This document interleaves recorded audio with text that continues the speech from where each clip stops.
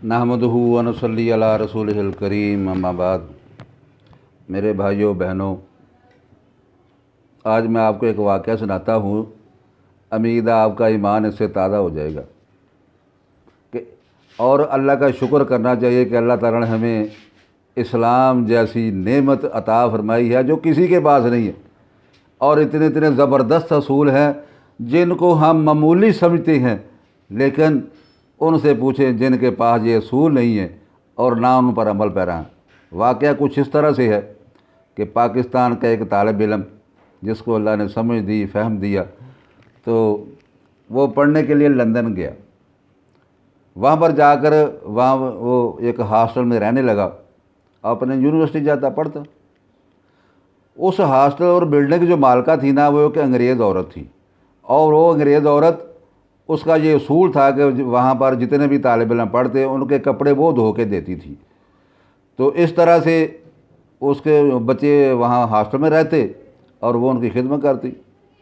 एक दिन ऐसा हुआ कि वो जो अंग्रेज़ ख़ातून थी वो मुसलमान पाकिस्तानी तालिब इल्म के पास आई और कहने लगी कि बेटा, मैं कपड़े धोती हूँ और जो मैं कपड़े धोती हूँ, क्या आपको मेरे धोए हुए कपड़े पसंद नहीं है? वो कहता है, मैडम क्यों नहीं, मुझे आपके धोए कपड़े बहुत पसंद हैं। अगर पसंद ना हो तो मैं आपको धोने के लिए दूँ ही क्यों? तो वो कहने की, बेटा मैं जैसे आपको कपड़े धो के देती हूँ वैसे ही आप मुझे वापस कर देते हैं। वो कपड़े गंदे नहीं होते। जबकि जो दूसरे तालिब इल्म जो मुख्तलिफ मुल्कों से आए हुए हैं, उनमें मुसलमान भी थे, गैर मुसलमान भी थे, सारे रले मिले थे। तो वो कहने कि उनके जो अंडरवियर और उनके पजामे या कपड़े होते हैं उनके साथ पेशाब होता है, लगा होता है, और भी बड़ा कुछ बदबूदार चीज़ें लगी होती हैं, बड़ी बदबू आती है। लेकिन तुम्हारे कपड़े ऐसे होते हैं जैसे मैं देती हूँ वैसे मुझे उनसे कोई बदबू नहीं है, साफ़ सुथरे वैसे ही होते हैं, ये क्या वजह है? वो लड़का कहने लगा कि मैडम बात यह है कि मैं मुसलमान हूँ और मैं रोज़ाना 5 मरतबा नमाज़ पढ़ता हूँ, और हमारे इस्लाम में अल्लाह ने हमें हुक्म दिया है कि जब आप नमाज़ पढ़ें तो अपने कपड़ों को, अपनी जगह को साफ़ सुथरा रखें। और दूसरी बात यह है कि जब हम वाशरूम जाते हैं तो हम वहाँ पर पानी का इस्तेमाल करते हैं, तो हम साफ़ सुथरे, ये अल्लाह ने, हमारे नबी ने हमें हुक्म दिया है कि अपने कपड़ों को साफ़ सुथरा रखें, इनको पेशाब और दूसरी पलीद चीज़ों से बचा के रखना है। वो बड़ी हैरान हुई कि ये कैसा दीन है। तो वो लड़का कहने लगा, मैडम एक इसके अलावा भी एक और बात है कि हम नमाज़ पढ़ते हैं तो अपने रब से राब्ते में होते हैं, हम अपने रब से मुलाकात करते हैं तो सफाई सुथराई करके करते हैं। और दूसरी बात ये है कि हम हर वक्त अपने अल्लाह ताला से राब्ते में होते हैं। वो कहने वो कैसे?